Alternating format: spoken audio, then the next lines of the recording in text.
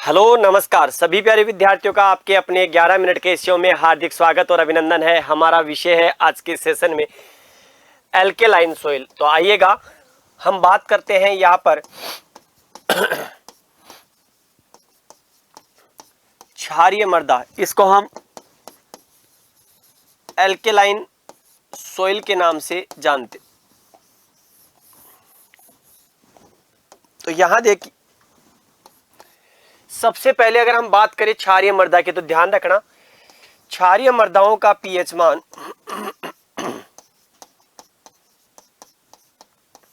क्षारीय मृदाओं का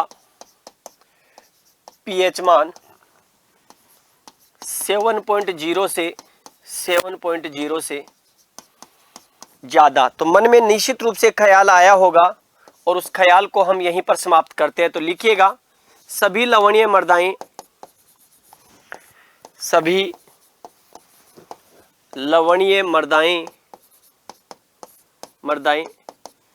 पीएच के आधार पर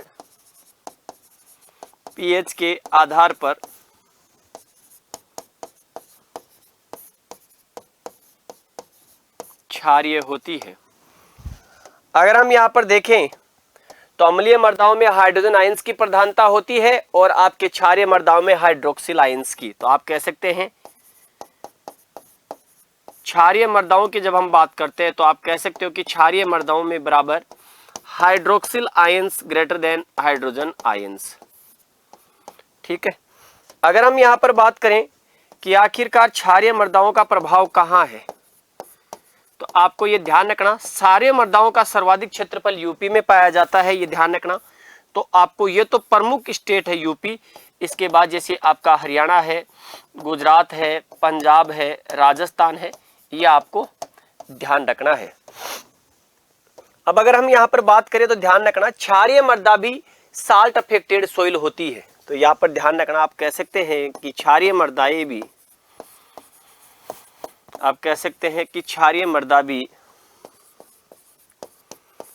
लवण प्रभावित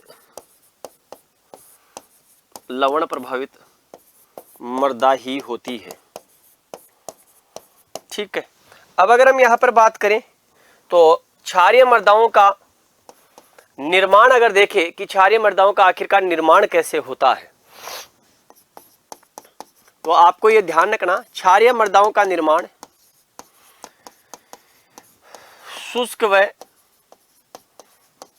अर्ध शुष्क क्षेत्रों में आपको दिखाई देगा। अब अगर हम यहां पर बात करें क्षारीय मृदाओं के बनने के कारण, ठीक है, अगर हम यहां पर बात करें क्षारीय मृदा तो इसमें हम बात करते हैं क्षारीय मृदा के बनने का कारण। ठीक है, बनने का कारण तो जो लवणीय में लिखे थे वही आपके कारण आपको दिखाई देंगे, ये ध्यान रखना आपको। तो आप कह सकते हो कि शुष्क क्षेत्र, नंबर 2 तापमान की अधिकता,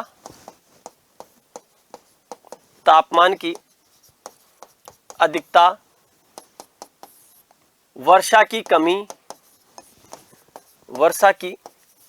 कमी, वाष्पोत्सर्जन की अधिकता, ठीक है, वाष्पोत्सर्जन की अधिकता।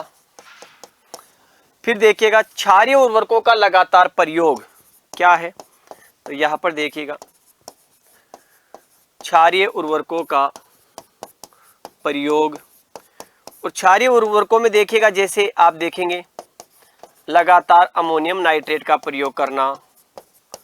ठीक है, आपके जैसे अगर आप देखेंगे सोडियम नाइट्रेट, ठीक है, सोडियम नाइट्रेट।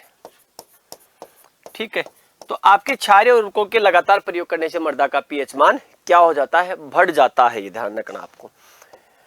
अब अगर हम यहाँ पर बात करें तो central soil salinity research institute जो आपके करनाल में है, CSSRI, तो यहाँ पर देखिएगा CSSRI के अनुसार अगर हम बात करते तो यहाँ पर हमारे पास दो चीजें निकल करके आती है। पहली, इसकी जो इलेक्ट्रिकल कंडक्टिविटी उन्होंने कहा है वो कहा है कि सैलाइन जो सोइल है इनकी इलेक्ट्रिकल कंडक्टिविटी क्या होती है, लिमिटलेस होती है, ये ध्यान रखना। क्या होती है, लिमिटलेस होगी, ये ध्यान रखना।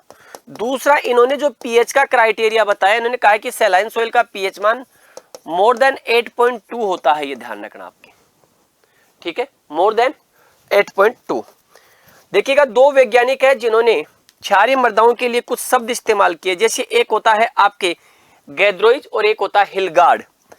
तो देखिएगा, हिलगार्ड नामक जो वैज्ञानिक है, हिलगार्ड ने क्या कहा, तो हिलगार्ड ने सैलाइन सोइल्स को क्या कहा, वो तो थी व्हाइट एल्कली, इनको कहा ब्लैक एल्कली, ये ध्यान रखना आपको, ठीक है, क्या कहा, ब्लैक एल्कली सोइल कहा, ये ध्यान रखना आपको।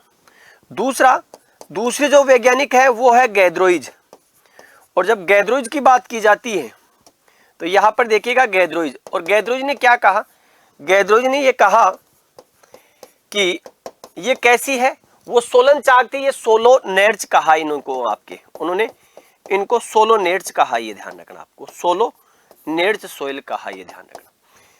अगर हम यहां पर देखें तो देखिएगा, क्षारीय मृदाओं की जब हम बात करते हैं तो यहां आप कह सकते हो कि क्षारीय मृदाओं में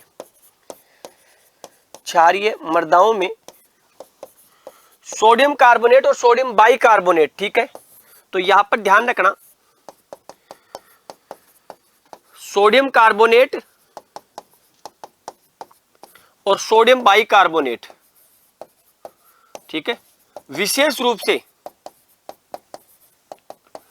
इनकी क्या हो जाती है, प्रधानता, और इस वजह से खेत में कई जगह आपको क्या दिखाई देंगे, बर्निंग। तो ये ध्यान रखना, खेत में काले धब्बे, ये ध्यान रखना, ऐसे लगता है जैसे ऑर्गेनिक मैटर जल गया। और आपको ये पता है अच्छी तरीके से कि जब हम बात करते हैं सोडियम की, तो सोडियम क्या होता है, बर्निंग टाइप का ही एक ऐसा एलिमेंट है, ये ध्यान रखना आपको। अब अगर हम यहां पर बात करें तो आपको दो चीजें ध्यान रखना है, मृदा के 24 डिग्री सेल्सियस तापमान पर जब सैचुरेटेड कंडीशंस हैं, सोइल को जब टेस्ट किया जाता है तो इसके कुछ पैरामीटर्स निकल करके आते हैं। अगर मृदा की बात करेंगे तो क्षारीय मृदा, और इस क्षारीय मृदा में जो हमारे कुछ पैरामीटर्स निकल करके आते हैं, जैसे पीएच मान, या पहले अगर हम देखें ईसी इलेक्ट्रिकल कंडक्टिविटी, उसका पीएच मान, उसकी ईएसपी एक्सचेंजेबल सोडियम परसेंटेज, और उसका सोडियम एब्जॉर्प्शन रेशियो। तो यहां अगर देखें तो ईसी क्या होती है, मोर आपके लेस देन 4 डेसीसाइमन्स, ठीक है। यहां पर पीएच देखें तो more than 8.5, exchangeable sodium percentage जो होती है वो मोर देन 15, और सार की जब मात्रा करते हैं तो मोर देन 13%, ये ध्यान रखना आपको, ठीक है। इसी के साथ यहीं पर बता देता हूं, एक लवणीय क्षारीय जो होती है, ठीक है, लवणीय और क्षारीय, तो लवणीय क्षारीय को आप यहीं पर कंपेयर कर लेना। लवणीय क्षारीय में जो ईसी होती है वो होती है 4 डेसीसाइमन्स से ज्यादा, पीएच 8.5 से ज्यादा, और ये 15% से ज्यादा, और ये 13% से ज्यादा। अब अगर हम यहां पर बात करें, देखिएगा सुधार, अगर हम इसे रिक्लेमेशन की बात करते हैं तो पहली चीज आपको ये ध्यान रखना कि रिक्लेमेशन के अंतर्गत विशिष्ट रूप से रासायनिक मेथड ज्यादा काम में लिए जाते हैं। तो जिप्सम का प्रयोग मुख्य रूप से यहाँ पर क्षारीय मृदाओं के सुधार के लिए किया जाता है। जैसे पाइराइट, चाहे वो फेरस पाइराइट ही क्यों नहीं हो, पाइराइट इसी में आता है। जैसे जिप्सम के साथ में फास्फोजिप्सम, तो यहाँ पर फास्फोजिप्सम भी आपको यहीं पर दिखाई देगी। ये केमिकल में, रासायनिक में मुख्य रूप से आपको देखने को मिलेंगे, और इनमें सबसे ज्यादा जिप्सम आपको नजर आएगी। इसके साथ ही अगर हम देखें जैविक में, ठीक, तो जैविक में आपको ये ध्यान रखना है, एक तो आप गन्ना के जो उप उत्पाद हैं, गन्ना के उप उत्पादों का आप क्या कर सकते हैं, प्रयोग कर सकते हैं। विशेष रूप से जैसे आप अगर देखें तो चाहे वो कोई सा भी हो, मोलेसस हो, चाहे सीरा हो, ठीक है, तो वो आपको यहां पर दिखाई देंगे। तो गन्ना के उप उत्पादों का प्रयोग कर सकते हैं। आप जो ढेंचा है उस ढेंचे का प्रयोग कर सकते हैं, ये ध्यान। ढेंचे के तना और रूट दोनों में क्या है, नोड्यूल्स होती है, तो आप ढेंचे का प्रयोग कर सकते हैं। इसके अलावा जैसे आप सत्यानाशी, इसका प्रयोग कर सकते हैं।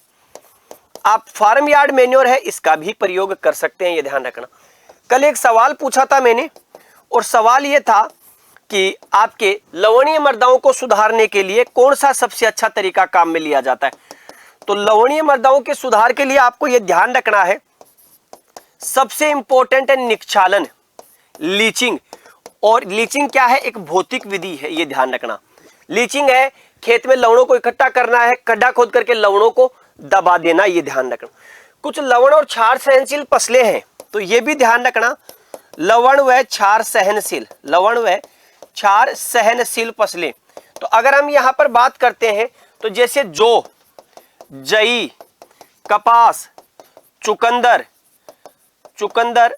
सरसों, ये वो क्रॉप्स हैं जो कि आपके क्या है, साल्ट यानी कि सैलाइन और एल्केलाइन जिसको कह सकते हैं, उसको सहन करने वाली आपके क्या है, कुछ क्रॉप्स हैं जो आपको दिखाई देती हैं।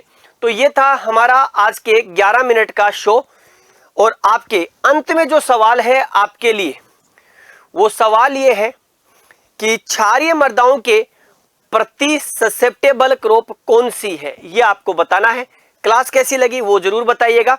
पुनः मिलेंगे अगले 11 मिनट के शो में।